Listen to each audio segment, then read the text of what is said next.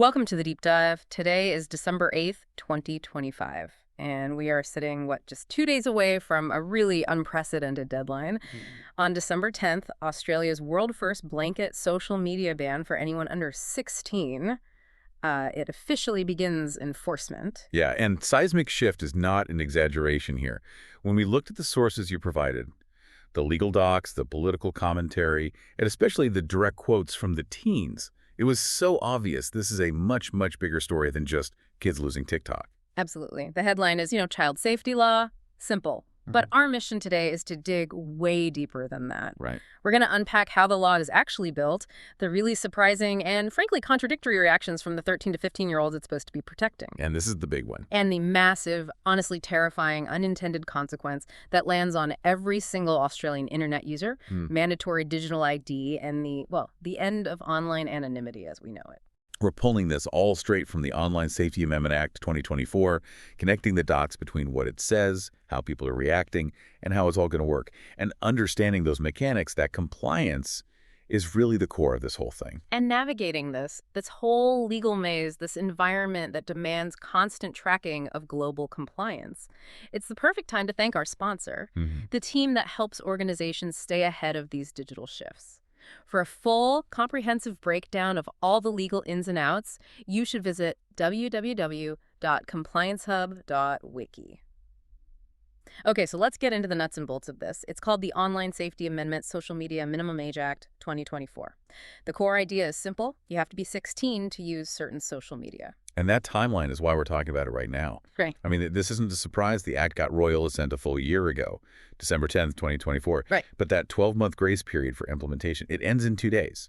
So the legal enforcement, the really big civil penalties, that all kicks in on December 10, 2025. And just to be crystal clear, the government is not going after teenagers or their parents with fines. No, not at all. Yeah. The entire system is built on corporate liability. So it's all on the platforms. Precisely. Sure. We're talking fines of up to $49.5 million for what they call systemic breaches. Wow.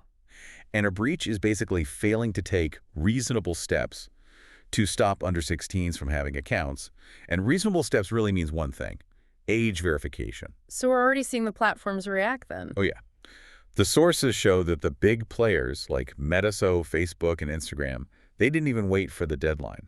They started pulling under 16 accounts on December 4th. So they're scrambling. But which platforms are we actually talking about? The e-safety commissioner put out a list, right? They did, yeah. It's based on whether the sole or significant purpose of the platform is social interaction. So the banned list, the 16 and over club, now includes Facebook, Instagram, Threads, TikTok, YouTube, the regular one, Snapchat, X, Reddit, Twitch, and Kick.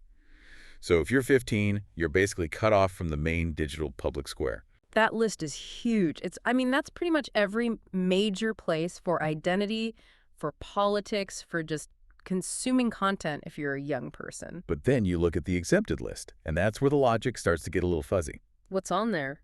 So platforms that are still allowed include WhatsApp, Messenger Kids, Discord, Roblox, Pinterest, Google Classroom, and YouTube Kids. Okay, that's where it gets arbitrary.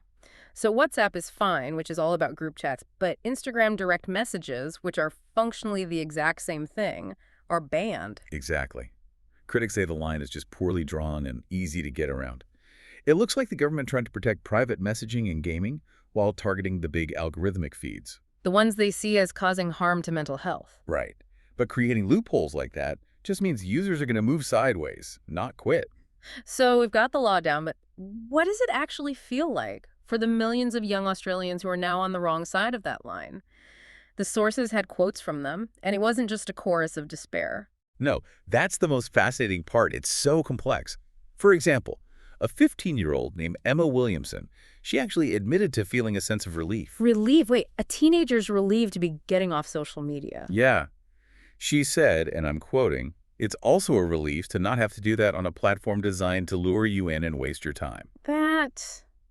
That really cuts against the whole narrative. She even went on to say that no one is going to miss scrolling or the annoyance of AI slop. Okay, I have to pause on that. A 15-year-old critiquing AI slop suggests a level of media literacy that a lot of adults don't have. It does. But on the flip side of that, you have genuine harm and isolation, especially for marginalized kids.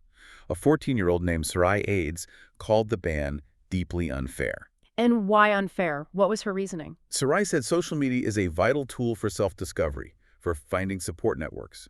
Think about kids exploring their identity or neurodivergence or gender. Right. For multicultural teens with friends overseas, it cuts them off from their communities. It's a tool for belonging that's being taken away. This gets to the real tension, doesn't it? The government is focused on restriction, but the kids themselves seem to be asking for education. That is the clear consensus. These teens are already self-regulating. Another one, Piemonte, averages just 49 minutes a day. But the biggest criticism is that the government is picking up a sledgehammer instead of a scalpel. A sledgehammer being the ban. Right. Sarai Ades had this incredible analogy. She said that cutting off access without teaching critical thinking is, quote, the equivalent of the government banning books until we are 16 and expecting us to magically start reading critically. That is a powerful analogy. It's hard to argue with that. So they're asking for help understanding things like echo chambers and AI harms, and instead they're just getting locked out. Yep. And the immediate result, of course, is the underground. It's already happening. Teens are planning to use VPNs, private browsers, their parents' accounts. Which, as critics point out, doesn't actually make them safer. Not at all. It just pushes them into less savory corners of the internet with way fewer safety controls than the platforms they were just banned from. Okay, so it's easy to focus on the kids, but the real legal engine here is the verification, right? The proof. And that's where this story explodes from being about teen mental health to a privacy crisis for everyone. This is the crucial pivot, the privacy paradox. To stop a 15-year-old from using Instagram, the law forces platforms to prove a 40-year-old is not 15. That massive fine, the $49.5 million, means they have to verify pretty much everyone. So what does that verification actually look like? The sources outline three main methods. First is biometrics, specifically video selfies that get processed by age estimation algorithms. Meta is using a third-party tool called Yoti. So you have to, what, scan your face? You have to move your head from side to side, and an algorithm tries to guess your age based on your facial structure. How good is a face scan at guessing if you turned 16 yesterday? It's very problematic. Yeah. The data shows error rates as high as 30% for people right around that age boundary. And if the biometrics fail, you're often pushed to the second method, government ID. So uploading your driver's license or passport? Yep. Even though the law says that shouldn't be the only option. The last one is inference, which is just using all the data they already have on you, how old your email is, what you buy, to build an age profile. Okay, that level of data collection, giving your passport or face scan to companies with, let's be honest, a terrible track record on privacy, that is a massive security risk. It is a huge risk. Yes. And it's about to get much bigger and move into an area that affects basically every Australian online. We're talking about search engines. There's another deadline coming. There is. The Australian Digital ID Age Verification for search engines. So Google and Microsoft's Bing, that starts on December 27, 2025. There's a 6-month window to get it done, but it's coming. And it applies to all logged-in users. And pretty much everyone is logged into Google for Gmail or Maps, right? Exactly. About 90% of Australians. So this means that to use personalized search, your verified identity, the one you proved with your passport or your face, is now directly tied to your search history. That's the end of anonymous personalized browsing. Full stop. If you're researching a sensitive health issue or a political topic or looking for mental health support, your verified ID is now linked to that search forever. That's the implication. A permanent link. And this loss of anonymity, the risks of collecting all this biometric data, it's exactly what our second sponsor tracks. If you want essential insight into your digital rights as these laws roll out, you need to check out www.myprivacy.blog. So if the mechanism is this invasive and it erodes privacy for millions, why this? Why the blunt ban instead of the media literacy education the kids are literally asking for? What are the other drivers here? Well, when you look at the political and economic critiques, the story shifts from safety to control. Critics argue the ban is less about mental health and more about curbing the political radicalization of young people. You mean their activism on issues like climate change or Gaza? Exactly. And stifling opposition to the major political parties. And we have to remember the Prime Minister himself has talked about this before. Right. He wanted to get rid of anonymity. He did. PM Albanese previously said he wanted to ban social media to stop keyboard warriors who can anonymously say anything at all. The mechanism here, requiring a verified ID, achieves that exact goal. It kills anonymity where political debate happens. And there's an economic argument, too, right, that this is about protecting old media. A very strong one among critics. They see this as a follow-up to the news media bargaining code. The theory is that it forces audiences back to the traditional corporate media monopolies, the Murdochs, the Stokes, by just cutting off the alternative channels that young people actually use. Okay, beyond the politics, let's just talk about the security risk. We're forcing companies to collect millions of face scans and IDs. Their track record is awful. Cybersecurity experts are deeply skeptical.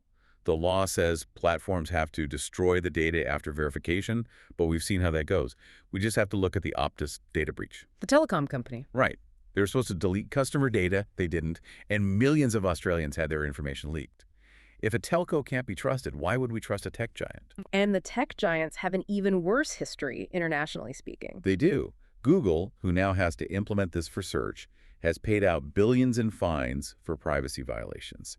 They settled a $5 billion lawsuit for tracking people in incognito mode, for collecting location data from people who opted out. And now we're supposed to just hand over our passports and face scans. It changes the whole nature of using the internet. It does. A great analogy from the sources is that the internet is no longer an open library you can just walk into. Now, to get into the main stacks, you have to show your passport, get your face scanned, and register. That fundamentally chills free inquiry. And we should stress this isn't just happening in a vacuum in Australia. Not at all. Yeah. The whole world is watching. Australia is the test case here. Norway, Denmark, Malaysia, the EU. They're all considering similar sweeping bans.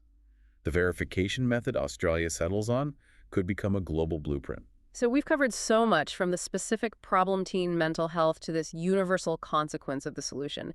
The core tension is just unavoidable, isn't it? It is. A genuine effort to protect kids is, maybe unintentionally, mandating mass surveillance and eroding a fundamental digital right to anonymity for every single citizen. It's a huge price to pay. It's the price of regulatory compliance being paid with what many see as a basic human right. And on that note, let's thank both our sponsors again. For a deeper dive into the legal landscape, how platforms have to track all this compliance and handle the data, be sure to visit www.compliancehub.wiki. And for crucial analysis on how these changes impact your own digital footprint and your privacy rights, check out www.myprivacy.blog. They are tracking exactly these kinds of high-stakes gambles with our data. Before we wrap up, here's a final thought for you, the learner, to consider. The law requires an independent review in 2 years.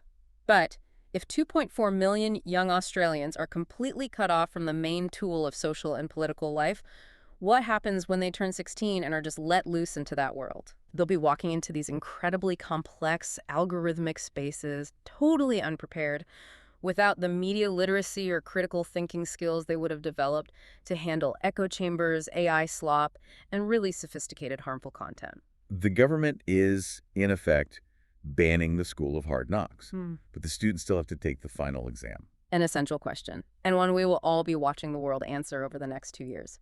Thank you for joining us for the deep dive.